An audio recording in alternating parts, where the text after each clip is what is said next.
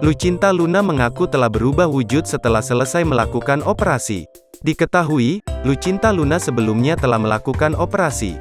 Lucinta Luna mengatakan sudah habiskan uang miliaran rupiah demi mendapatkan wajah impiannya. Lucinta juga sempat mengatakan akan menghilangkan suara hodamnya. Dalam postingan Instagram Lucinta Luna pada tanggal 28 Juli tahun 2022, ia memperlihatkan dirinya sedang berada di toko baju. Tampak bentuk wajah Lucinta Luna bak boneka.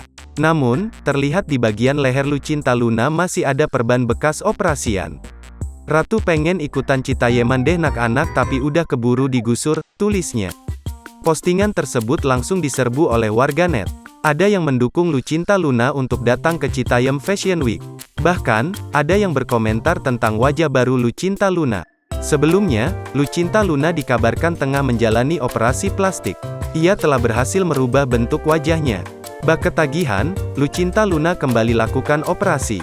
Padahal, Lucinta Luna pernah menyebut bahwa dirinya menghabiskan uang tidak sedikit untuk sekali operasi.